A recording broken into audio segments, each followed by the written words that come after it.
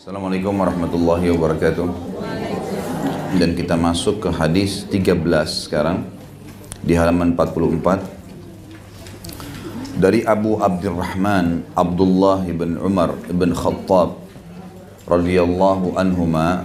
Beliau berkata, saya mendengarkan Rasulullah sallallahu alaihi wasallam bersabda, "Intalaqa thalathatu nafarin mimman kana qablakum hatta awahumul mabitu ila gharin fadakhaluh fanhadarat sakhratun minal jabali fasaddat alaihimul ghar faqalu innahu la yunjikum minas sakhrati illa an tad'u Allah ta'ala bisalihi amalikum."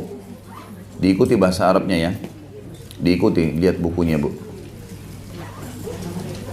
Qala rajulun minhum, Allahumma kana li abawani shaykhani kabirani wa kuntu la akbiku qablahuma ahlan wala malan fana'a bi talabu syajari yawman falam urih alayhima hatta nama fahalabtu lahuma uqubahuma fawajadtuhuma naimaini fakarihtu an ukidahuma wa an aqbiq qablahuma ahlan aw mala falabistu wal qadahu ala yadi antadhiru istiqadhahuma hatta barakal fajru was-sibyatu yatadagawna inda qadamayya fastayqadha fashariba ghabukahuma Allahumma in kuntu fa'altu dhalika ibtiqa'a wajhik fafarrij 'anna ma nahnu fihi min hadhihi as-sakhra fanfarajat shay'an fanfajarat shay'an la yastati'una al-khuruja minhu. Qala al-akharu Allahumma innahu kanat li ibnatu ammi kanat ahabba an-nasi ilayya wa fi riwayatin kuntu uhibbuha ka ashaddi ma yuhibbu ar-rijalu an-nisa فأردتها على نفسها فامتنعت مني حتى ألمت بها سنة من السنين فجاءتني فأعطيتها 20 و100 دينار على أن تخلي بيني وبين نفسها ففعلت حتى إذا قدرت عليها وفي رواية فلما قعدت بين رجليها قالت اتق الله ولا تفض الخاتم إلا بحقه فانصرفت عنها وهي أحب الناس إلي وتركت الذهب الذي أعطيتها اللهم إن كنت فعلت ذلك ابتغاء وجهك فافرج عنا ما نحن فيه فانفرجت الصخرة غير أنهم لا يستطيعون الخروج منها. وقال الثالث اللهم إني استأجرت أجراء وآتيتهم أجرهم غير رجل واحد ترك الذي له وذهب فثمرت أجره حتى كثرت منه الأموال فجاءني بعد حين فقال يا عبد الله أدي إلي أجري فقلت كل ما ترى من أجرك من الإبل والبقر والغنم والرقيق فقال يا عبد الله لا تستهزئ بي فقلت لا أستهزئ بك فأخذه كله فاستقاه فلم يترك منه شيئا اللهم إن كنت فعلت ذلك ابتغاء وجهك فافرج عنا ما نحن فيه فانفجرت الصخرة فخرجوا يمشون. Ada 3 orang, kata Nabi SAW, dari umat sebelum kalian pernah mengadakan perjalanan hingga mereka terpaksa bermalam di sebuah gua karena kemalaman. Maka mereka pun memasukinya. Lalu tiba-tiba ada satu batu besar menggelinding dari atas gunung hingga menutupi mulut gua bagi mereka. Maka mereka pun berkata, sesungguhnya tidak ada yang bisa menyelamatkan kalian dari batu. Salah seorang dari mereka berkata, tidak ada yang bisa menyelamatkan kalian dari batu besar ini untuk keluar dari gua, kecuali bila kalian berdoa kepada Allah dengan, dalam kurung, bertawassul, menyebutkan amal-amal saleh kalian. Dan tawassul artinya menjadikan perantara. Amal-amal saleh bisa dijadikan sebagai perantara. Nanti akan saya masuk ke hukum-hukumnya ya, saya baca terjemahan dulu. Salah seorang dari mereka berdoa, "Ya Allah, aku memiliki dua orang tua yang sudah lanjut usia. Aku tidak pernah mendahulukan keluarga ataupun harta dalam hal memberi minum susu di petang hari sebelum mereka berdua. Suatu hari aku pernah pergi jauh dari rumah guna mencari dedaunan untuk makanan unta. Lantas aku tidak pulang kepada kedua orang tuaku hingga mereka tertidur. Lalu aku pun memerah susu untuk keduanya, namun aku mendapati mereka telah tidur. Maka aku enggan untuk membangunkan keduanya dan aku juga enggan untuk mendahulukan keluarga ataupun harta dalam hal memberi minum susu di petang hari sebelum mereka berdua. Maka aku berdiri sementara gelas susu ada di tanganku, menunggu kedua orang tuaku itu bangun hingga terbit fajar. Padahal anak-anak berteriak-teriak, menangis karena lapar di kedua kakiku. Kemudian kedua orang tuaku bangun, lalu meminum jatah minum susu sore hari mereka. Ya Allah, jika aku melakukan hal itu demi mencari wajah-Mu, maka bebaskanlah kami dari himpitan batu raksasa ini. Maka batu itu pun bergeser sedikit, namun mereka belum bisa keluar dari gua. Yang kedua atau yang lainnya berdoa karena mereka bertiga, Ya Allah, sesungguhnya dulu aku memiliki sepupu perempuan yang merupakan orang yang paling aku cintai. Dalam sebuah riwayat, aku mencintainya dengan cinta seperti cinta yang paling dalam dari seorang laki-laki terhadap wanita. Kalau bahasa kita mungkin tergila-gila dengan wanita ini. Maka aku menginginkan dirinya, maksudnya untuk berzina dengannya. Namun dia menolakku, sampai tak kala musim peceklik menghimpitnya, dia datang kepadaku, aku pun memberinya 120 dinar dengan syarat dia mau menyerahkan dirinya untukku dan dia terpaksa menyetujuinya. Hingga tak kala aku telah menguasainya, dalam satu riwayat lain tak kala aku telah duduk di antara dua kakinya, dia berkata, takutlah kepada Allah, janganlah kamu merobek cincin kecuali dengan haknya. Maka aku pun pergi meninggalkannya padahal dia adalah orang yang paling aku cintai dan aku pun membiarkan emas yang telah aku berikan kepadanya. Ya Allah, jika aku melakukan itu demi mencari wajah-Mu, maka bebaskanlah kami dari apa yang sedang menimpa kami ini. Maka batu itu pun bergeser, namun mereka belum bisa keluar darinya. Orang ketiga lalu berdoa di antara mereka, Ya Allah, aku dulu pernah mempekerjakan para buruh, punya pegawai-pegawai, dan aku telah memberikan kepada mereka semua upah mereka, kecuali satu orang yang meninggalkan haknya dan pergi tiba-tiba. Maka aku mengembangkan upahnya itu, gajinya, hingga menjadi harta yang sangat banyak. Kemudian setelah berlalu beberapa lama, dia datang lagi kepadaku dan berkata, wahai hamba Allah, bayarkan kepadaku upahku. Lalu aku berkata, semua yang kamu lihat ini berasal dari upahmu. Ada unta, sapi, kambing, dan juga budak.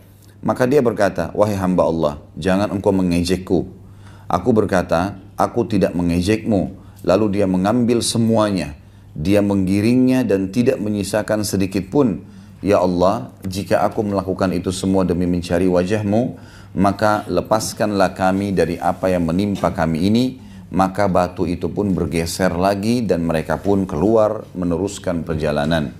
Hadis ini diriwayatkan oleh Imam Bukhari dan Imam Muslim. Baik, seperti biasa, kita akan masuk tentunya ke bahasan-bahasan hadis ya. Tapi di situ ada footnote nomor 39. Dilihat ya.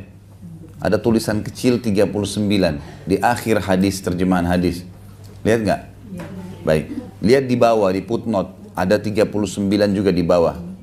Sudah lihat? Baik. Dalam hadis ini kata penulis terdapat doa di saat genting dan tawassul seorang hamba dengan berdoa dengan amal saleh. Tidak berbeda dengannya tawassul dengan nama-nama dan sifat-sifat Allah, juga dengan doa orang yang saleh. Adapun tawassul dengan zat para nabi dan wali, maka tidak ada dasar syariatnya. Sebaliknya ia bertentangan dengan tawassul yang disyariatkan. Baik, kita sekarang seperti biasa, ibu-ibu sekalian, kita ambil pelajaran darinya. Pelajaran yang pertama, kita masih tentunya di bab kita, bab induk kita. Ini kita masih di bab 1 ya, dari Riyadhus Shalihin, adalah bab niat. Dan ini hadis terakhir di bab niat. Tentu kedepannya kita akan masuk ke bab kedua, masalah taubat. Nah, hadis ini adalah masih di bab niat, berarti kita masih menyinggung masalah niat. Masalah niat, tolong HP-nya di silent ya. Jadi hadis ini masih bahas masalah niat. Baik, pelajaran apa yang kita ambil ibu-ibu sekalian? Yang pertama ada hukum tawassul namanya. Ada hukum bertawassul.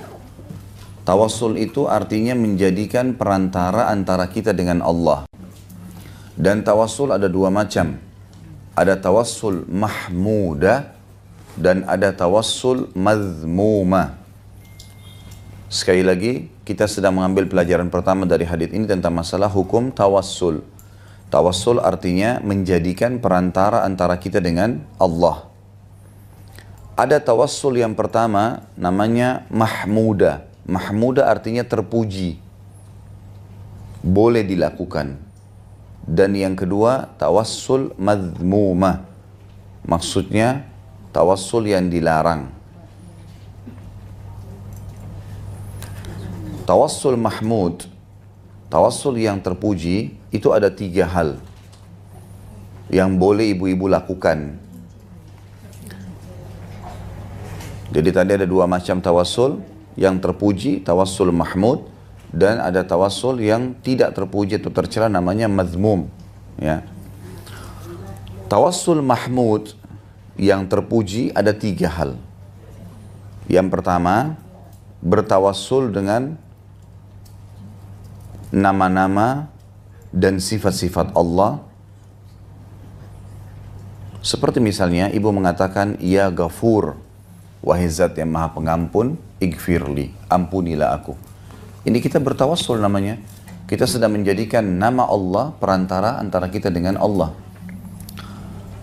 Masuk dalamnya semua doa, semua zikir yang pernah disebutkan dalam Al-Quran dan juga oleh baginda Nabi SAW. Seperti misalnya doa-doa ruqyah, doa-doa yang digunakan untuk berobat, ya. Itu semua masuk dalam itu tawassul namanya. Seperti misalnya hadis Nabi SAW yang berbunyi, siapapun yang mengunjungi orang sakit kemudian dia membaca 7 kali, As'alullahal azim, Rabbul arshil azim, ayyashfiyaka. Saya memohon kepada Allah yang maha agung, pemilik singgasana yang agung agar menyembuhkanmu. Kita baca 7 kali, kata Nabi SAW, kalau ajalnya belum datang pasti disembuhkan. Misal contoh, jadi kita menggunakan semua doa-doa, baik dalam Al-Quran ataupun sunnah Nabi SAW, untuk bertawassul dengan Allah. Ini yang pertama, jenis tawassul yang dibolehkan. Yang kedua, kita bertawassul dengan orang saleh yang masih hidup. Kita bertawassul dengan orang saleh yang masih hidup. Misal, ibu-ibu sekalian datang ke orang tuanya lalu mengatakan, ibu, ayah doain saya. Atau kita datang kepada seseorang yang kita anggap saleh, syaratnya masih hidup ya. Misal ada seseorang ibadahnya Masya Allah bagus sekali, kita mengatakan, doain saya. Seperti misalnya perilaku para sahabat, pada saat mereka datang kepada baginda Nabi SAW sambil berkata, ya Rasulullah doakan saya. Ya Rasulullah doakan orang tua saya. Ya Rasulullah doakan anak saya. Dan Rasulullah SAW lakukan, gitu kan. Berarti kita menjadikan orang saleh itu perantara antara kita dengan Allah Subhanahu wa taala. Dan juga pernah di zaman Umar radhiyallahu anhu, di zaman Umar bin Khattab radhiyallahu anhu, pernah ditimpa musim peceklik. Madinah kering sekali, panas, gitu kan. Akhirnya Umar bin Khattab mengajak masyarakat Madinah untuk sholat istisqa, minta turun hujan. Selesai sholat, Umar bin Khattab lalu berdoa kepada Allah sambil berkata, memanggil pamannya Nabi, Abbas radhiyallahu anhu, masih hidup waktu itu. Beliau berkata, Umar mengajarkan kepada kita tentang pentingnya bertawassul dengan orang soleh yang masih hidup, tapi tidak boleh sama orang yang sudah mati. Umar berkata, ya Allah, sesungguhnya kami dahulu, kami menjadikan Nabi kami semasa beliau hidup sebagai perantara antara kami dengan engkau. Sekarang Nabi kami sudah mati, maka ini pamannya Abbas yang masih hidup akan kami jadikan perantara antara kami dengan engkau, maka terimalah doanya. Lalu Abbas pun mengangkat tangan ke langit, berdoa lalu turunlah hujan. Jadi riwayat Umar bin Khattab sangat jelas sekali ya. Dulu Nabi kami waktu masih hidup, kami jadikan perantara dengan antara kami dengan engkau. Sekarang Nabi kami sudah mati. Artinya kami nggak bisa lakukan lagi sama orang mati walaupun Nabi. Dan tidak ada yang lebih mulia daripada Nabi SAW. Sekarang ini pamannya Abbas yang masih hidup, kami jadikan perantara antara kami dengan engkau, terimalah doanya. Jadi kita boleh datang ke orang soleh, atau kebetulan berpapasan, atau ada teman kita anggap soleh atau soleha, kita mengatakan doakan saya. Dan ini kita tahu juga sunnah dalam agama Islam. Setiap kali kita bertemu dengan seorang muslim, kalau kita temukan dia sakit, kita doakan syafakallah kalau laki-laki, syafakillah kalau perempuan. Semoga Allah sembuhkan kamu. La ba's alaiki, semoga tidak menjadi masalah buat kamu. Kalau perempuan, la ba's alaika, laki-laki semoga tidak masalah buat kamu. Lanjutan juga hadisnya kita mengatakan tahur, semoga jadi pembersihan dosa. Ma'asyifa insyaallah, dengan kesembuhan yang menyusul bersama pembersihan dosa itu. Jadi kita memang disunnahkan kalau kita ketemu dengan seseorang muslim atau muslim yang sedang sakit, kita doakan, gitu kan. Kemudian juga kalau ada saudara kita pakai baju baru, kita disunnahkan untuk membaca doa untuknya. Ilbis jadidan, semoga kau selalu pakai baju baru. Wa ish hamidan, semoga hidupmu selalu bahagia. Wa mut syahidan, dan semoga pada saat kau meninggal matinya mati syahid. Jadi kita doakan orang, gitu kan. Ini kita doakan suami, doakan istri, doakan anak, doakan orang tua, doakan teman-teman. Kita doakan mereka. Dan banyak contoh-contohnya berhubungan dengan masalah ini ya. Juga sama kita sendiri doakan diri kita. Seperti tadi ibu-ibu waktu keluar pakai baju, ada sunnah Nabi SAW membaca Alhamdulillahilladzi kasanihi hadath thawb.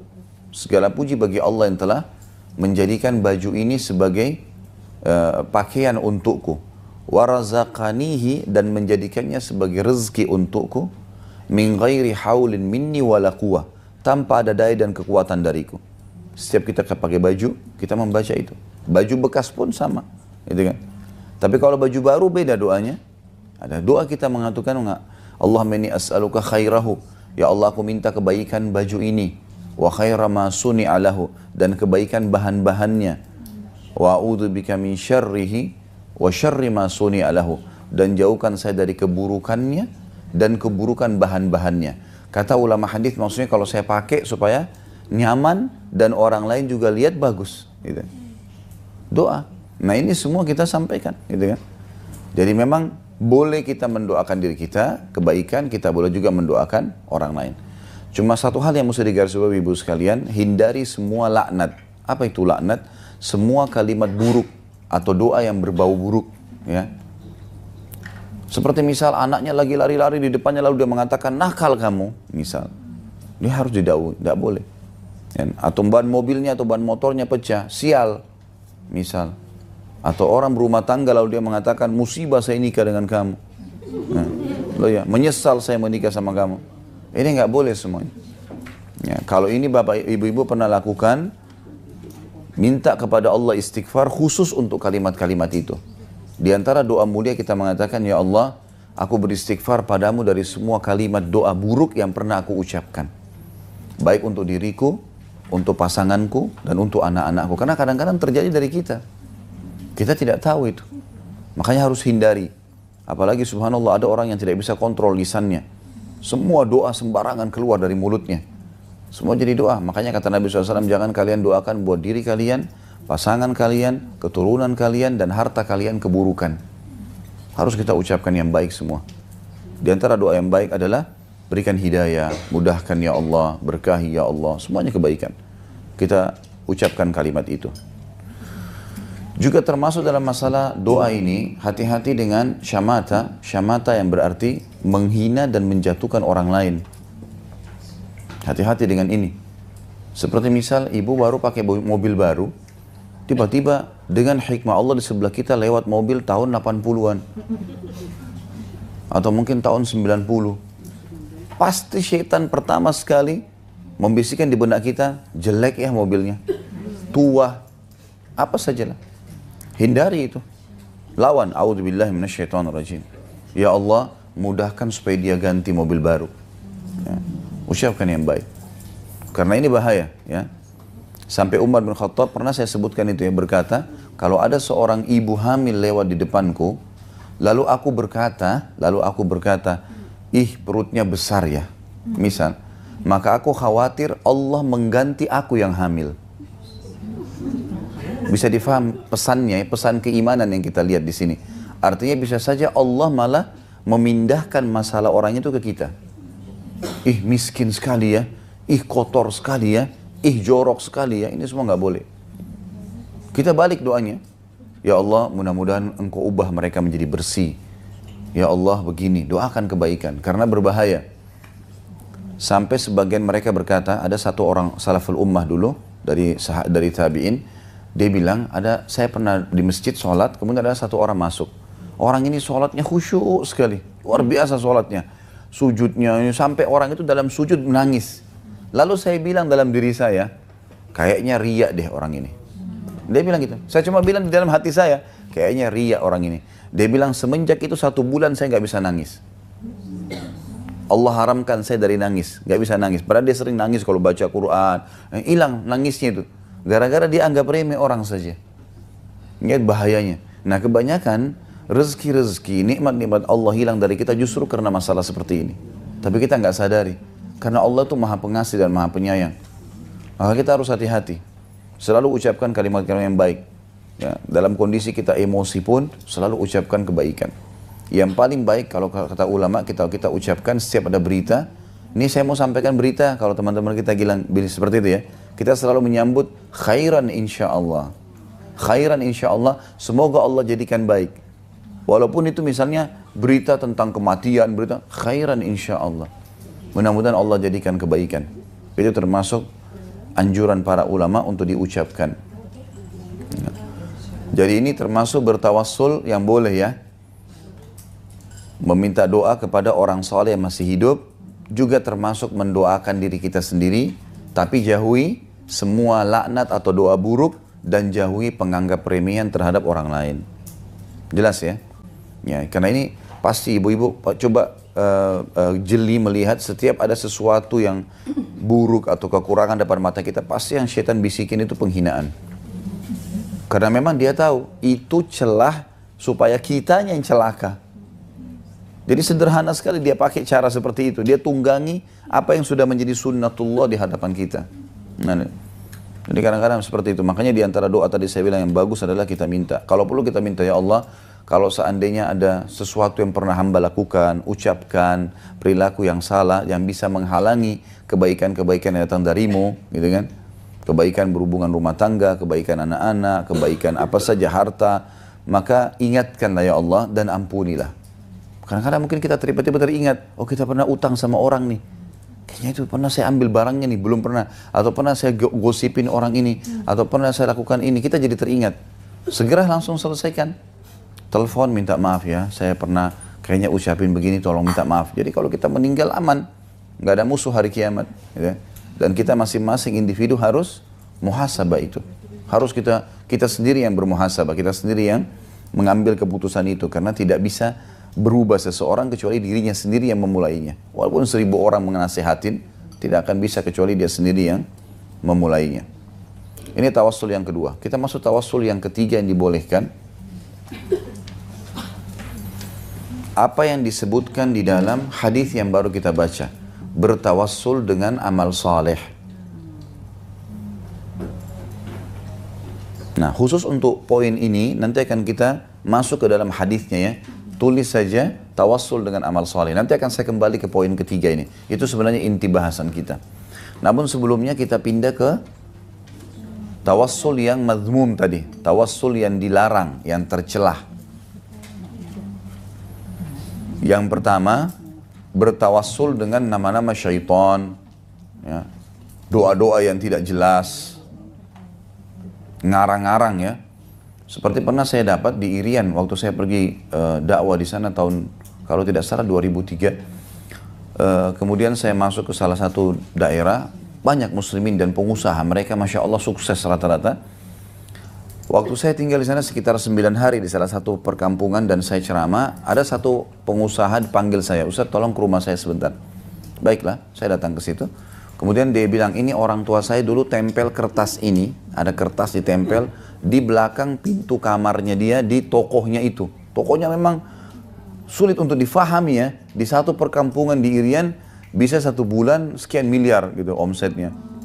Ya. Jadi rata-rata orang muslim sana kaya-kaya. Kenapa? Karena orang asli Irian mereka cari kayu gaharu di hutan, terus mereka barter dengan barang-barang. Kayu gaharu mahal, gitu kan? Per kilonya bisa 10 juta, bisa 15 juta, bisa 20 juta. Nah, ini dibarter sama barang. Mereka beli semua. Jadi, dan orang-orang muslim yang punya toko-toko ini rata-rata mereka muslim memang yang buka toko, itu ngambil barang dari kapal-kapal yang datang dari Jawa, itu jatuh tempo. Mereka seminggu, 2 minggu baru bayar, kapal datang yang kedua baru bayar. Jadi mereka punya uang banyak, gitu. Banyak, sampai rumahnya kayu-kayu biasa. Sampai mereka bilang, Ustadz ini rata-rata orang muslim di sini, itu kalau punya 1 miliar tabungan semuanya punya. Gitu. Jadi orang-orang mampu gitu. Yang jelas saya dipanggil Ustadz, tolong lihat Ustadz. Tadi Ustadz jelaskan masalah hanya tulisan-tulisan, tonya wirid-wirid yang tidak sesuai dengan ajaran Nabi nih. Dilihatkan sama saya tulisan itu sudah butek sekali, sudah sangat tua gitu ya. Coklat tua sudah lama, mungkin bertahun-tahun ditempel. Coba Ustadz baca, saya nggak ngerti. Memang bahasa Arab. Tapi anehnya, saya pun 7 tahun sekolah di Madinah, tiap hari baca buku bahasa Arab, saya nggak bisa baca. Saya coba baca, apa ini? Gitu. Insya Allah ya, insya Allah dengan izin Allah tanpa baris pun saya bisa baca, karena sudah belajar itu. Tapi ini kok saya nggak ngerti. Saya coba pelan-pelan, lihat baik-baik, sampai pakai penerangan gitu, cahaya. Baru saya tangkap ternyata ini bahasa Indonesia tapi ditulis Arab. Isinya itu begini. Ini adalah nama-nama 7 orang Ashabul Kahfi. Disebutkan namanya si fulan, si fulan, si fulan, si fulan, si fulan. Dan ini nama anjingnya. Siapa yang menempel ini di rumahnya, tidak akan masuk pencuri. Usahanya akan maju dan seterusnya. Ini dari mana pernah Nabi tidak pernah ajarkan pakai namanya 7 orang Ashabul Kahfi. Bahkan kita tidak pernah disebutkan namanya siapa. Dari mana nih orang karang-karang nih? Cuma karena kita nggak ngerti, ini tulisan Arab, oh berarti bagus nih. Nah, berarti tulisan Arab gitu kan. Nah ini salah. Kalau dukunnya orang Arab, dia tulis bahasa Arab. Ya. Harus paham itu. Gitu kan. Lah iya. Jadi jangan sampai salah. Nah ternyata kertas itu ditulis dan ditempel. Ya. Maka saya bilang ini nggak bisa. Ini termasuk syirik kepada Allah. Nggak boleh ini. Wirid-wirid yang tidak pernah ada ajarannya. Dicabut. Musnahkan, dibakar. Ya. Saya juga punya pengalaman yang lain di rumah kakak saya sendiri waktu itu di Makassar. Pas saya lagi kuliah lanjutin S2 pada saat itu tahun 1999 sampai 2001. Setiap kali saya mau ke kampus, saya lewat rumah kakak saya ini, terus kemudian saya mampir, minum teh, duduk ngobrol, kemudian saya ke kampus gitu. Karena sekolahnya habis asar. Kadang-kadang sebelum asar, kuliahnya habis asar sampai menjelang Isya. Kadang-kadang kami break hanya sholat saja. Saya satu waktu subhanallah setelah bertahun-tahun saya sering kunjungin kakak saya ini. Maksudnya dalam 1 tahun setengah, 1 tahun, 2 tahun itu transisi masa kuliah itu saya sering datang. Hampir setiap minggu saya datang. Terus saya duduk di ruang tamu lagi minum teh, tidak tahu bagaimana, kenapa kok hikmah Allah di atas pintu rumah kakak saya itu ada kertas. Kertas ini rupanya sudah lama di lakban, gitu kan. Tapi mungkin karena sudah lama lakbannya terbuka. Terus saya penasaran, saya berdiri. Saya ambil kakak saya kebetulan lagi sholat waktu itu. Saya ambil terus saya buka. Saya temukan sama subhanallah. Kasusnya sama ini. Sering gambar bintang-bintang, huruf hijaiyah dibolak-balik. Gambar hewan lah. Tapi tulisan Arab semua. Gitu kan. Kemudian saya ambil, saya sudah tahu kalau ini adalah kertas-kertas yang tadi saya bilang. Wirid-wirid dan zikir yang tidak pernah diajarkan oleh baginda Nabi SAW. Kakak saya keluar, saya tanya, Kak ini dari mana? Nggak tahu, ini ada satu Pak Haji yang kasih. Untuk apa? Ya ini katanya kalau ditaruh rumahnya akan aman, gitu kan? Tidak masuk pencuri dan seterusnya lah, gitu kan? Padahal saya tanya, pernah nggak pencuri mau masuk? Pernah pencuri masuk, gitu kan? Sama dengan tadi pengusaha muslim yang di Maroko, yang di Maroke itu, saya tanya, pernah nggak ada pegawai yang mencuri? Oh sering. Terus mana tadi manfaatnya kertas itu, gitu kan? Ini contoh saja ya. Jadi tawassul yang boleh tadi semua doa-doa, wirid, asma'ul husna yang ada perintahnya itu dipakai boleh. Tapi kalau yang tidak ada perintahnya jangan ini. Ini nggak boleh. Ini malah dilarang, nggak bisa. Seperti tadi saya bilang menggunakan nama-nama Ashabul Kahfi lah, menggunakan nama-nama malaikat lah. Malaikat saja tidak pernah dipakai namanya, gitu kan. Misal dia panggil-panggil gitu kan, atau nama syaitan yang dia tidak tahu tapi dia menggunakan itu. Maka ini sebaiknya dihindari. Dan mesti seharusnya ya. Kemudian yang kedua, yang tidak boleh, sama dengan poin tadi, tawassul yang boleh, kita meminta doa kepada orang hidup. Nah di sini lawannya adalah meminta kepada orang mati.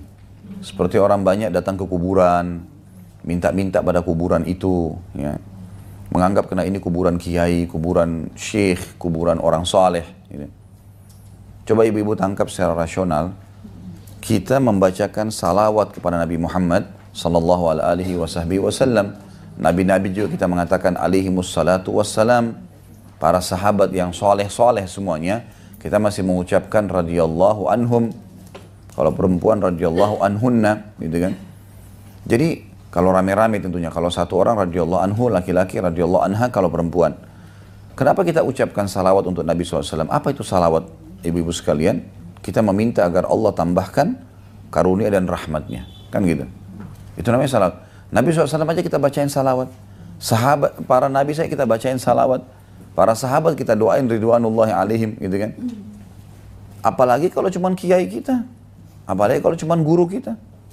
Apalagi kalau cuma orang tua kita. Mereka yang sudah mati dalam Islam butuh pada kita. Bukan kita yang butuh pada mereka. Jangan dibalik ini kasusnya. Ya, jadi harus kita tahu mana yang boleh, mana yang tidak boleh di sini. Supaya jelas apa yang kita lakukan. Ya, jadi tidak boleh menjadikan perantara orang yang sudah meninggal. Kemudian yang ketiga, sama tadi lawannya, tawassul yang dibolehkan, yaitu bertawassul dengan amal soleh kan tadi. Nah, sekarang di sini lawannya bertawassul dengan maksiat. Ini nggak boleh. Misal orang yang pernah saya sebutkan kalau masih ingat pertemuan kita yang lalu, ada orang korupsi, uang haram, atau uang curian, atau uang riba, lalu dipakai ibadah sama dia. Mana bisa Allah terima nih? Sumber haram. Nggak bisa tawassul dengan itu.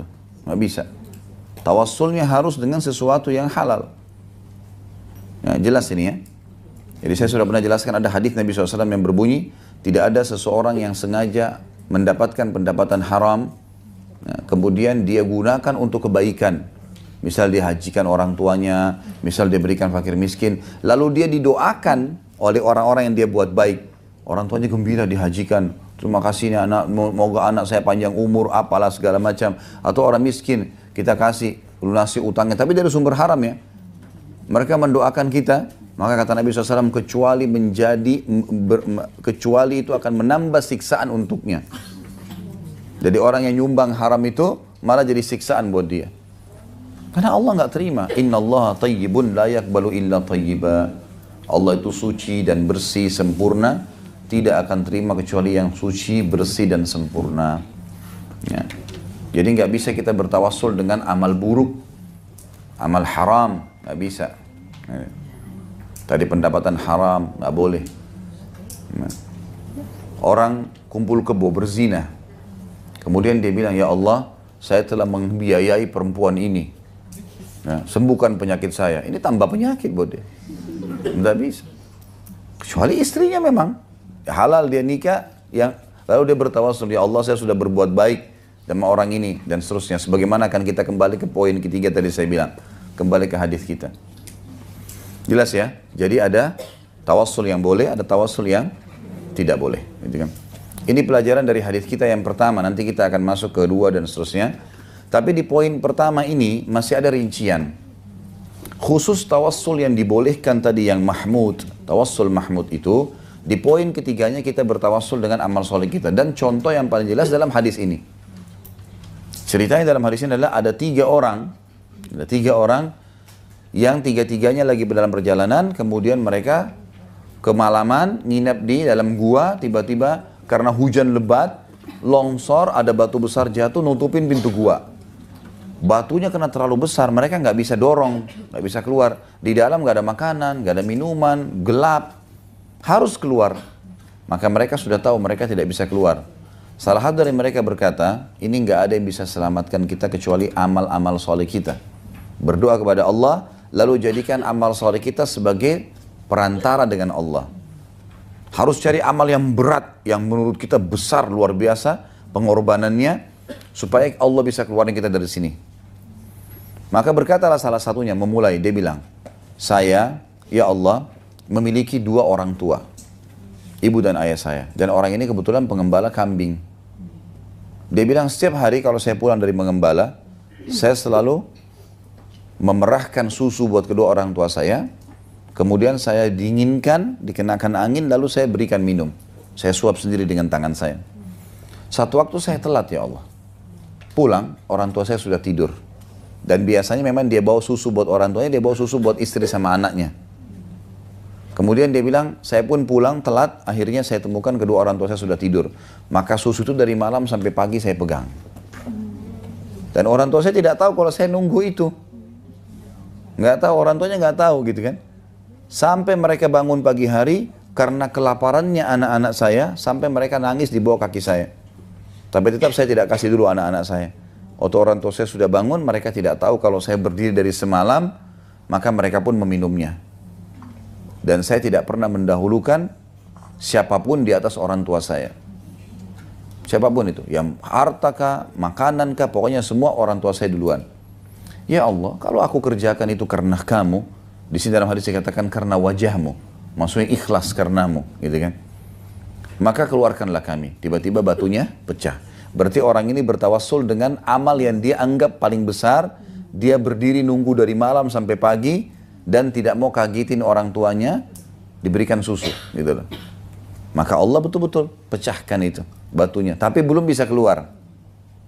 Orang yang kedua mengatakan, ya Allah, saya punya seorang sepupu yang sangat saya cintai, dan ini dalam 2 riwayat mengatakan melebihi atau puncak dari cinta seorang laki-laki pada perempuan. Itu sangat tergila-gila sama perempuan ini. Selalu saya tawarkan untuk menikah, dia nolak. Untuk zina, dia nolak. Seperti itulah.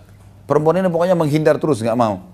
Sampai satu waktu dia tertimpa masalah. Ada beberapa athar menyebutkan perempuan ini ibunya sedang sakit. Kemudian butuh duit. Maka datanglah dia kepada laki-laki, lalu dia mengatakan, baik, saya akan kasih kamu 120 dinar. Banyak sekali itu. Nah, mungkin kalau sekarang puluhan atau ratusan juta jumlahnya. Ini saya berikan kepada dia, tapi dengan syarat dia harus menyerahkan dirinya. Karena dalam keadaan kepepet, perempuan itu pun menyerahkan dirinya. Dan pada saat saya sudah berada di antara 2 pahanya, tidak menggunakan selai kain pun, sudah tinggal meletakkan kemaluan di kemaluan, dan perempuan yang sangat dia cintai. Tiba-tiba perempuan itu mengatakan, jangan kau letakkan cincin kecuali pada tempatnya. Atau makna terjemahan yang tadi dikatakan, jangan kamu sobek perawan saya, gitu kan, bahasanya, kecuali dengan haknya. Kalau kau sudah nikahi saya lain, gitu kan. Dia bilang dalam kondisi saya sangat mencintainya, sulit sekali untuk memberhentikan. Di depan matanya, di antara 2 pahanya. Kemudian dia bilang, saya meninggalkan karena saya takut mendengar kalimat, ittaqillah, bertakwalah kamu sama Allah. Takut. Maka ya Allah, saya tinggalkan dia. Dalam kondisi wanita yang paling saya cintai, bertahun-tahun saya kejar. Saya tinggalkan dan saya juga tidak mengambil kembali 120 dinar itu. Udah buat dia deh, biar dia selesaikan masalahnya. Kalau itu karena wajahmu ya Allah, keluarkan kami. Ternyata betul Allah pecahkan. Dan ini berat, satu hal yang bobotnya besar gitu. Kemudian yang ketiga mengatakan, saya punya seorang pegawai, saya punya banyak pegawai yang saya kasih gaji-gaji mereka. Ada satu pegawai, tiba-tiba aja pergi, nggak ngambil gajinya. Lalu kemudian gajinya saya belikan beberapa ekor hewan ternak dan juga hamba sahaya. Kemudian saya kembangkanlah itu sehingga menjadi sebuah lembah yang penuh dengan kambing, unta dan sapi. Jadi bertahun-tahun dia nggak kembali-kembali nih. Dia bilang jadi bahasa dia begini, saking sibuknya saya ngurus hartanya orang ini, mantan buruh saya, sampai saya nggak sibuk ngurus usaha saya sendiri. Jadi usahanya, pegawainya ini yang terus dikembangin sama dia. Sampai hewan ternaknya lebih banyak daripada hewan ternak pemilik ini. Ya. Dia bilang satu waktu, datang orang ini tiba-tiba dia mengatakan, hai fulan. Si mantan pegawai bilang sama mantan majikannya. Gitu kan. Hai fulan, bertakwalah sama Allah. Saya dulu punya gaji berapa bulan saya nggak ambil, saya mau minta sekarang. Maka dia bilang, saya berkata, apa kau lihat lembah itu? Dia bilang, iya, semua penuh dengan kambing, unta, sapi gitu. Dia bilang, iya, itu punya kamu semua. Ini dari gaji kamu saya kembangin. Sampai pegawainya nggak percaya mengatakan, jangan kau olok-olok saya. Saya cuma minta gaji saya. Kata dia, tidak. Ini memang hak kamu yang saya kembangin. Ya Allah, pegawai itu mengambil semuanya, satu lembah. Digiring semua, tidak ditinggalkan satu ekor pun buat saya. Sebagai balasan. Kalau seandainya itu saya kerjakan karena wajahmu, keluarkan kami dari gua ini, pecahlah batu tersebut. Jadi bobotnya besar. Bobot amalnya besar. Gitu kan. Tapi pelajaran dari hadis ini, ibu-ibu sekalian, kalau kita bisa bertawassul dengan amal soleh kita. Makanya perlu kita melakukan banyak amal soleh. Dan kita bisa sebenarnya mengetes amal soleh kita sudah diterima atau tidak. Tanda kutip di sini ya. Itu dengan cara kita sebutin seperti ini. Kita ada masalah. Lalu kita minta atau kita berharap mengingat sesuatu. Minta kepada Allah agar kita ingat amal yang paling besar menurut kita. Lalu kita beringat misalnya amal apa ya. Pernah kita bantu tetangga, pernah kita lunasin orang, utang seseorang, pernah apalah gitu. Ya Allah, kalau seandainya saya pernah, kita sebutin antara kita sama Allah. Seingat saya Allah, saya pernah membantu tetangga dengan 10 juta rupiah lunasin utangnya. Atau saya pernah membantu sebuah sekolah yang hanya saya yang tahu sama engkau ya Allah, 100 juta rupiah atau 1 miliar. Mungkin makin besar. Kemudian saya sekarang lagi ada masalah ya Allah. Misal anak sakit, misal ini, misal itu. Keluarkanlah kami dari masalah ini. Misal, bisa saya selesaikan urusan. Insya Allah Allah akan, kalau memang itu amal diterima sama Allah, Allah akan mudahkan kita untuk keluar dari masalah kita. Hanya saja perlu difahami, memang jawaban dari Allah bisa kadang-kadang spontan datang atau kadang-kadang butuh proses. Ya.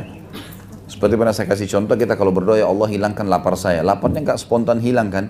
Tapi kita dapat makanan, kita kunyah dulu, kita telan dulu, baru kemudian diproses sama usus, baru laparnya hilang. Kita capek, Allah buat kita ngantuk, tidur, istirahat. Kemudian baru bangun tidur, setelah itu, baru kemudian capek kita hilang. Seperti itulah. Ya. Tapi dalam hadis ini dikatakan, memang mereka spontan pada saat itu bisa keluar. Walaupun kita perhatikan ya, amal-amal ini kan amal-amal bobotnya berat ya, besar ini. Yang berdiri dari malam sampai pagi pegang susu. Kadang-kadang subhanallah kita kalau buatin ibu kita minuman, kita taruh di meja makan, selesai. Ibu itu minumannya. Nah, ibu mau nggak kira-kira pegang dari malam sampai pagi? Nah. Ini belum kamar mandi, belum ngantuk mau tidur, belum ini, belum mau makan sendiri. Contoh, tapi itu pun belum bisa mengeluarkan mereka. Harus saling bantu 3 orang nih. Yang kedua tadi tinggalin zina yang sudah jelas-jelas depan matanya bisa dilakukan. Yang ketiga seluruh harta yang begitu banyak dibawa sama pegawainya. Baru mereka bisa keluar, dan itu pun sebagian ulama hadis mengatakan batu itu pecah hanya untuk ukuran 1 orang keluar. Bukan semua batunya hancur, enggak. Jadi 1 orang keluar dulu, baru 1 orang keluar, baru gitu 3 orang keluar. Jadi bayangkan bobot amal sebesar ini, itu hanya baru bisa memecahkan batu sekecil itu. Berarti kita butuh bobot amal yang besar. Ya, kan? Saya waktu jelaskan ini di salah satu majelis, ada 1 orang yang nanya sama saya nggak tahu itu ibu-ibu atau bapak-bapak, tapi jelas dia bilang, Ustadz boleh nggak 1 amal soleh kita gunakan berulang-ulang, gitu kan, untuk memecahkan masalah. Saya bilang sebenarnya kita nggak bisa mengatakan tidak boleh ya, rahmat Allah luas. Tapi masalahnya yang kita harus pikir, sebesar apa bobot amal soleh yang kita mau sampaikan ke Allah nih. Kalau hanya sekedar saya kemarin ya Allah sedekah 2.000 rupiah. Bagaimana caranya nih? Bobotnya seperti apa gitu? Atau ya Allah pernah saya tinggal di masjid antara duhur sama asar baca 2 lembar Quran. Bukan seperti sesuatu yang besar. Gitu. Kalau orang misalnya ya Allah saya pernah menyendiri 7 bulan 1 tahun untuk hafal Quran. Saya tidak ganggu waktu saya yang lain kecuali Quran. Mungkin bobotnya besar. Ya. Bobotnya besar. Atau kita pernah membiayai 10 orang, 30 orang pergi haji. Tidak ada yang tahu.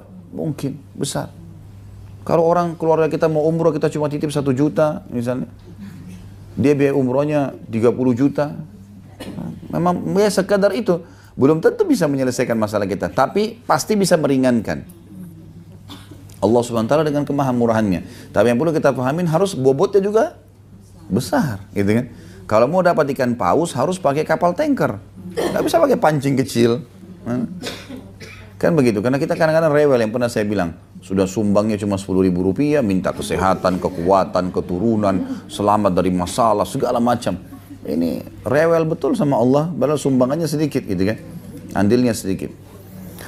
Baik, itu pelajaran kita yang pertama dari hadis, dan ini yang paling penting tentang masalah hukum tawassul. Mana tawassul yang boleh, mana tawassul yang tidak boleh, dan sudah kita rincikan bagaimana perbuatan para orang-orang soleh ini. Baik, yang kedua Bapak Ibu sekalian, kita rincikan ketiga perbuatan orang ini. Yang pertama, pelajaran kedua dari hadis adalah besarnya pahala orang yang bakti dengan orang tuanya. Besarnya pahala bakti dengan kedua orang tua. Baik mereka masih hidup atau mereka sudah meninggal. Baik mereka sehat atau mereka sakit. Baik mereka itu normal atau mereka itu gila. Tetap semua pahalanya besar. Ya. Mereka masih kuatkah? Mereka sudah sakitkah? Mereka sehat atau sakit? Mereka kaya atau miskin? Mereka sadar atau tidak sadar? Ya. Gila atau normal? Tetap saja bakti dengan orang tua pahalanya besar. Kenapa saya ucapkan ini? Karena ada orang, begitu orang tuanya sudah tua, ikut-ikutan seperti orang non-muslim, masukkan ke panti jompo. Nggak diurus sama dia. Karena nggak mau pusing. Enggak ini. Kita boleh panggilin suster di rumah, panggilin perawat, laki-laki kalau ayah kita, perempuan kalau ibu kita biayai, tapi kita juga perhatian. Kita juga perhatian. Sama dengan ibu-ibu yang punya anak-anak lagi di sekolahin. Bukan berarti kita lepas ke sekolah semua, kita juga butuh didik mereka. Jangan gurunya semua yang panen pahala. Kita juga gitu. Pulang sebentar, nak belajar apa tadi nak? Ini. Kita tambahin, oh iya nanti kamu begini ya. Tadi saya diajarin sholat ibu. Nah sholat itu begini, kita tambah. Apa sesuatu yang kita punya andil di situ. Supaya kita punya sesuatu gitu kan. Jangan dilepaskan begitu saja. Tapi yang jelas orang tua ini wajib kita bakti. Mereka masih hidup atau mati, sakit atau sehat, ya, normal atau gila, gitu. Nggak ada urusannya. Bakti apapun, dibuatin minuman, penuhi kebutuhannya, hibur hatinya, ya. Dan kita hindari semua yang berbau membuat mereka marah, mereka murka, hanya mereka ucapin kata-kata yang tidak baik. Maka ini besar sekali pahalanya. Bakti dengan orang tua. Makanya pernah ada seseorang datang kepada Hasan Basri rahimahullah, seorang ulama tabi'in, dan berkata, wahai imam, saya punya ayah yang sudah sangat tua, pikun, stroke. Di atas ranjang nggak bisa bergerak apa-apa. Kalau ngomong juga sudah ngelantur kemana-mana, ya, kadang-kadang mencaci maki dan seterusnya. Maaf bahasanya begitu, buang air besar, buang air kecil di atas ranjangnya. Waktu zaman dulu tidak kayak sekarang, banyak wadah. Bisa wadah-wadah, sekarang sudah banyak wadah yang bisa kita pakai, sudah steril, sudah bersih segala. Zaman dulu nggak ada. Dia bilang, pada saat dia buang air besar, buang kecil, saya tampung dengan tangan saya.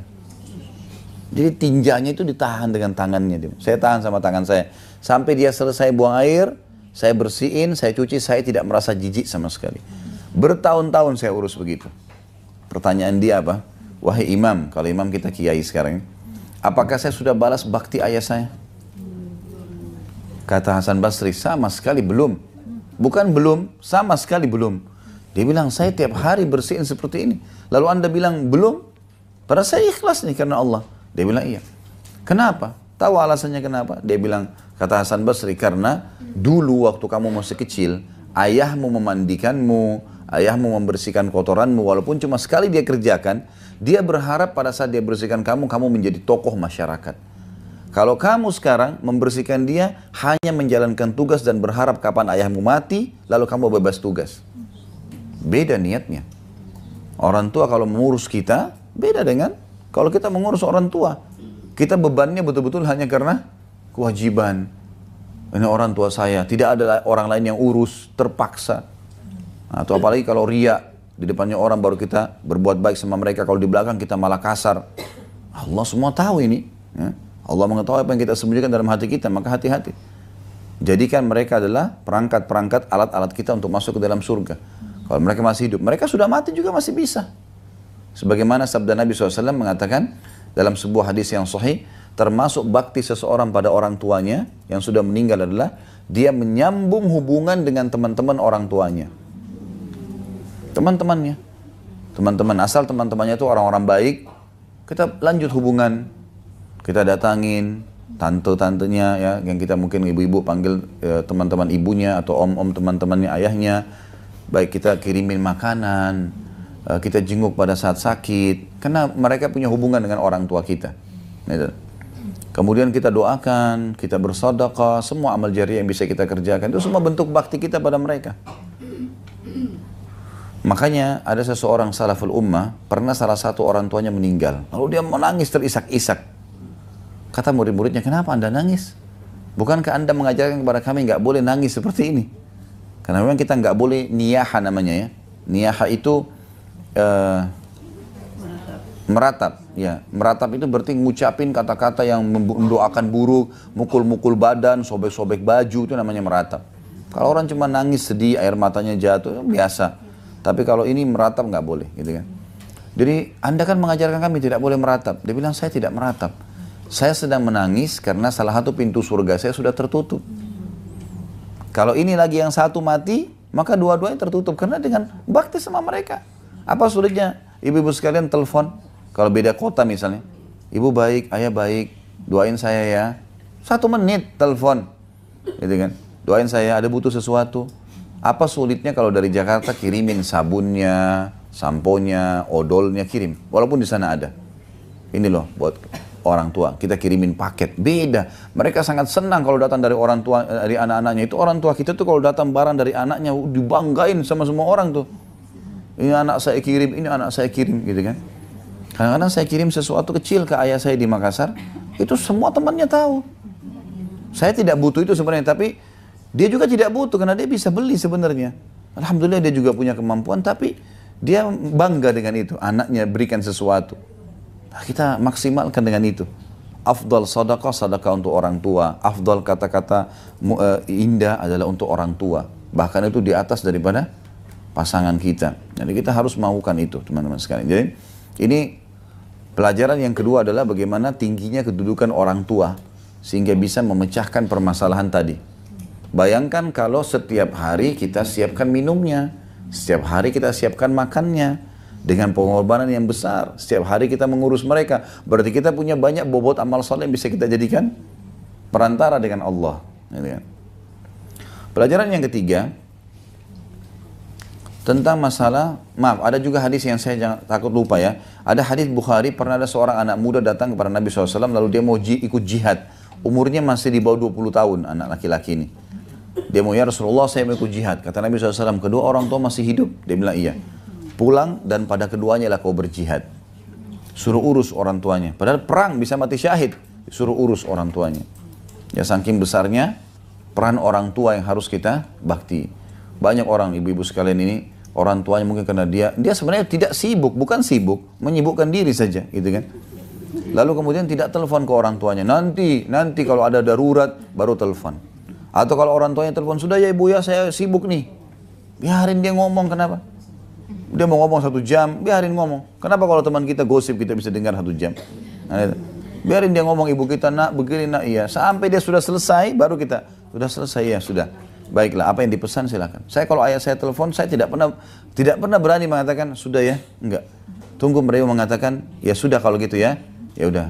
Abah doain ya, ya didoain sama dia sudah selesai. Kalau enggak, saya enggak berani tutup dulu teleponnya. Gitu kan, biarin beliau yang tutup. Ada beberapa syekh di Saudi, itu pernah lagi pengajian ditelepon sama ibunya. Ibunya nggak tahu ada lagi pengajian. Anaknya ini ulama besar. Rame orang yang datang, penuh masjid. Ibunya telepon, nak, ibu butuh ini, butuh itu, butuh ini. Suruh beli di pasar, suruh beli di supermarket. Karena memang biasa syekh ini yang bawain kejunya, madunya, roti segala. Dia nggak tahu kalau lagi pengajian. Nak, ibu lagi butuh ini, butuh ini. Baik ibu, insya Allah saya siapin. Ada lagi yang ibu? Nggak ada. Sudah ya nak? Ya, assalamualaikum, tutup. Sudah itu. Dia nggak bilang, bu maaf saya lagi pengajian, jangan ganggu, nggak. Jemaah, ibu saya butuh saya. Pengajian kita tutup. Assalamualaikum. Pergi. Supermarket beliin ibunya. Lihat bagaimana mereka gitu kan. Ada seorang syekh di Jeddah begitu. Dia lagi isi pengajian ini, ayahnya telepon. Nak, sudah assalamualaikum. Ayah pengen undang teman-temannya ayah nih makan. Butuh 5 ekor kambing. Baik ayah, ada yang lain? Enggak ada. Pokoknya itu butuh secepatnya ya. Baik, ditutup sama dia telepon. Lagi pengajian nih. Maaf jemaah, ayah saya butuh kambing. Saya harus beliin kambing ya. Itu tutup pengajian, assalamualaikum. Apa yang dia buat? Kalau kita mungkin, saya pun sempat terpikir sebelumnya, kalau ayah saya telepon, Ya udah saya transfer uang gitu kan. Misal, karena dia mau ajak teman-temannya makan. Ayahnya nggak suruh perbuatan dia yang dia lakukan ya, ini nanti akan dia buat satu perbuatan yang luar biasa. Cuma bilang saya butuh kambing. Mungkin kalau kita simple, sekarang kan ada bank bisa transfer. Baik ayah saya transfer, ayah beli sendiri ya, pilih aja, bisa kita bilang gitu kan. Enggak, orang ini enggak. Dia berhenti pengajian, dia sewa mobil pick up, dia beli kambing di Jeddah, dia bawa ke Qasim. Mungkin 1000 kilometer. Bawa dia setir sendiri. Sampai depan ayahnya. Kasih salaman, ayah ini pesanan kambingnya. Saya mau balik. Begitu mereka bakti sama orang tuanya, bayang. Ini. Kita kadang-kadang titip sama pembantu, kasih ibu saya ya, kasih ayah saya. Datang, bawa ke dia, suapin, mau saya suapin, kasih, kebanggaan. Itu semua ada pahalanya. Besar sekali. Dan banyak contoh-contoh berhubungan dengan masalah ini. Jadi jangan sia-siakan, apalagi kalau masih hidup, luar biasa itu. Jaga itu. Ya. Itu luar biasa itu. Saya usahakan, kalau saya pribadi, saya berbagi ibu sekalian, saya usahakan semampu saya setiap hari harus telepon. Nah ibu saya sudah meninggal, ada ayah saya alhamdulillah masih, saya selalu telepon. Dan kalau saya telepon itu kayak gembira sekali beliau. Selalu tutup, ayah, abah teleponin saya panggil abah telepon, abah doain saya. Iya, insya Allah mudah urusanmu nanti begini nanti. Semua setiap tutup telepon pasti mudah urusan saya. Kenapa nggak lakukan itu? Luar biasa Allah siapkan orang ini untuk kita gitu. Fasilitas kenapa nggak dipakai? Ada orang subhanallah setahun sekali telepon orang tuanya. Kalaupun mudik dia pulang ke kampung ketemu orang tua setengah jam, habis itu kumpul sama teman-temannya. Nah ya, istri saya kalau pamit pulang ketemu orang tuanya saya ingatkan, jangan ketemu teman-teman kamu ya. Kalau mereka mau datang ke rumah silakan, kesempatan bakti sama orang tua. Buatin tehnya, cuciin bajunya, buat apalah ya. Kesempatan di sana, jangan sampai itu karena pulang sini nanti tugas ada lagi di rumah. Maka itu di sana. Loh memang betul. Itu kan apa adanya ya, memang begitu. Dia akan tersibukkan. Jadi jangan sampai kita, bukan tidak boleh ketemu sama teman-teman, tapi ada orang begitu. Baru salaman sama ibunya, sedikit ngobrol, sudah langsung temannya datang keluar. Pergi ke jalan kemana gitu kan. Bukan tidak boleh, tapi kesian ibu kita kan, ya sudah nak nggak apa-apa. Tapi dia sebenarnya rindu. Dia mau duduk, tidur sama dia, ngobrol, pijitin tangannya, butuh apa. Ya. Harusnya begitu ya. Nah, ada sebagian pemimpin muslim dulu di zaman dulu, itu kalau mereka sudah jadi raja gitu kan, tetap datang ke ibunya, tetap datang ke ayahnya. Duduk ngobrol seperti waktu dulu sebelum jadi raja, ngobrol, tetap duduk di bawah, orang tuanya di atas kursi. Ibunya sempat bisikin, apa kamu nggak merasa raja itu harusnya duduk di kursi? Dia bilang, ibu, saya jadi raja juga karena saya juga dari rahimnya ibu. Nggak ada bedanya, saya dulu sama saja, mau jadi raja pun sama. Jadi mereka coba menekan rasa sombong, merasa lebih, karena kita juga dari situ kan. Ada seseorang telepon Syekh, ini ada cuplikan di YouTube dikirim, dia bilang, Syekh, ibu saya ingin berikan sumbangan, bantuan, karena ibu saya minta bantuan, gitu kan, minta bantuan. Mana lebih baik Syekh, saya kasih bantuan ibu saya, atau saya dahulukan dulu kebutuhan saya? Langsung syekhnya bukan jawab pertanyaan itu, dia syekhnya tiba-tiba nangis dan mengatakan, apa kau bisa ngucapin untuk ibumu kau berikan sumbangan? Kamu dan hartamu punya ibumu. Gimana kamu bilang itu kau bantu ibumu? Jangankan hartamu, kamu sendiri tuh milik ibumu. Ibumu mau pukul kamu, mau marahin kamu, itu miliknya dia. Gimana kamu bilang mau kasih sumbangan? Ini nggak mungkin, gitu kan? Bahkan kalau nggak salah tuh dia bilang zakat. Zakat, orang tua nggak boleh terima zakat. Orang tua dan anak nggak terima zakat ini. Jalur langsung ke atas, jalur ke bawah nggak terima zakat. Karena mereka kewajiban kita. Zakat itu diberikan yang lain. Saudara, paman, iya. Tapi ini dua ini nggak bisa sama sekali. Kewajiban kita. Gitu kan? Jadi harus kita bagaimana maksimalin orang tua kita ini.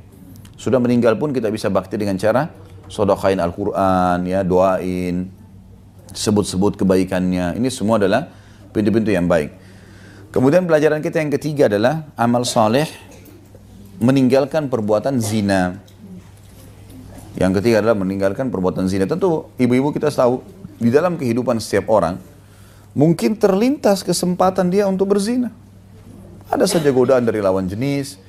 Kapan dia sendirian bisa saja bisa terbuka pintu apa saja dia bisa lakukan. Tapi bagaimana seseorang mengontrol dirinya di sini? Nah, ini fadilah yang sangat besar. Salah satu yang membuat mereka bisa keluar dari gua justru karena meninggalkan zina di mana dia mampu mengerjakannya. Dia bisa mampu mengerjakannya, gitu kan?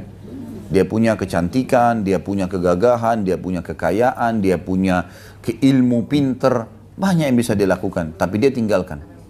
Karena sabar, dua hal. Sabar dalam mengerjakan ketaatan dan sabar meninggalkan kemaksiatan. Itu butuh dua-duanya ya. Kita kalau bangun sholat malam, kita sholat duha, kita puasa, tahan haus dan lapar, butuh sabar. Meninggalkan dosa juga butuh sabar. Jangan kita sabar beribadah, ya kalau waktu sholat saya sholat, ya tutup aurat atau apalah, saya gini. Tapi puasa Ramadan ya saya puasa, haji ya saya pergi. Tapi pada saat ada kesempatan dosa tetap dikerjakan. Jangan. Dua-duanya butuh kesabaran. Sabar di sini, sabar di sini. Redam diri kita. Karena memang puncak daripada ibadah sabar pada saat cobaan itu sedang datang. Kita lagi mengerjakan ibadah atau kita lagi mau meninggalkan dosa. Dan ini fadilahnya besar sekali. Dan zina ini Allah SWT menyebutkan satu-satunya maksiat yang Allah bilang jangan memulainya. A'udzubillahi minasyaitonirrajim. Wala taqrabuz zina. Jangan mulai zina itu. Jangan mulai SMS, jangan mulai WA, jangan mulai BBM, jangan mulai telepon. Jangan mulai. Jangan mulai apa-apa. Oh enggak, ini saya cuma sekedar bicara, saya cuma curhat. Enggak ada curhat sama lawan jenis kecuali mahram. Enggak boleh. Atau memang ahlinya, ulama yang faham betul-betul hukum agama, karena kita butuh solusi. Bukan sembarangan ya, bukan yang gadungan. Akhirnya ustadznya juga ajak pacaran, apa segala. Nah, itu nggak boleh. Baik, apa hukumnya nih? Hukumnya haram, hukumnya begini, selesai. Itu betul. Tapi kalau enggak jadi masalah, nggak boleh. Nggak boleh, gitu kan? Ya, karena ini salah ya. Makanya menyampaikan masalah itu hanya kepada mahram ataupun memang ahlinya. Para ulama rabbaniyin, ulama-ulama betul-betul memang yang tahu memang oh ini halal, ini haram, gitu kan. Cuma sebatas itu.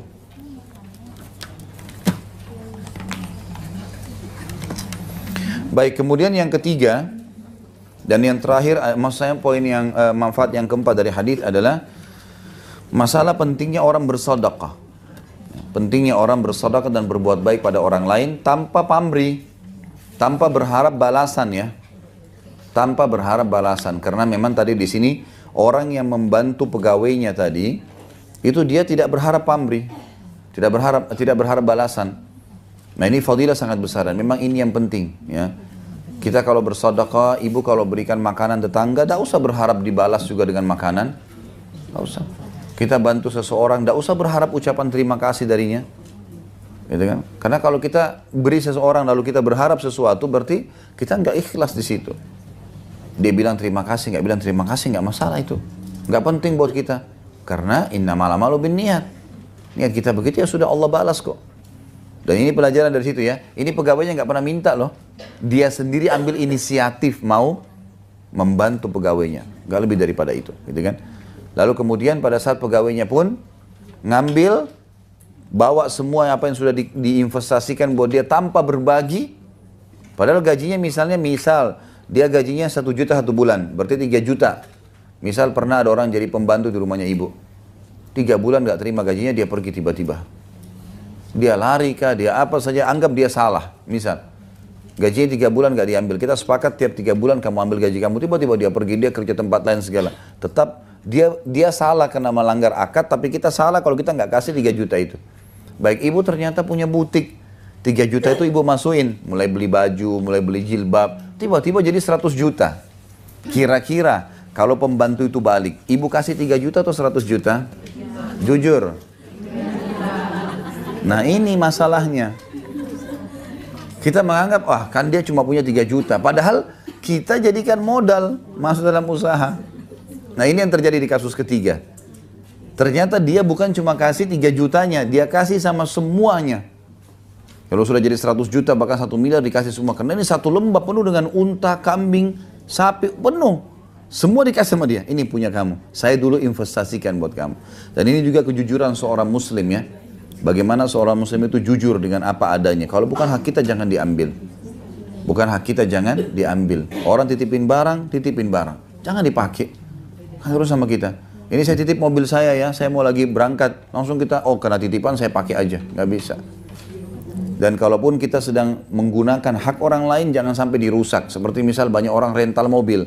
Karena mobil itu rental, dianggap bukan punya dia, maka polisi tidur ditabrak saja, lubang dulu, nggak masalah. Bukan mobil saya, nggak bisa. Hati-hati, balasan kadang sesuai dengan kadar perbuatan seseorang. Kita berbuat seperti itu hari ini, kita biasa juga akan digituin, ya. Maka harus hati-hati. Ya. Jelas di sini ya. Jadi makanya di sini keikhlasan dalam bersedekah, membantu orang lain tanpa berharap balasan.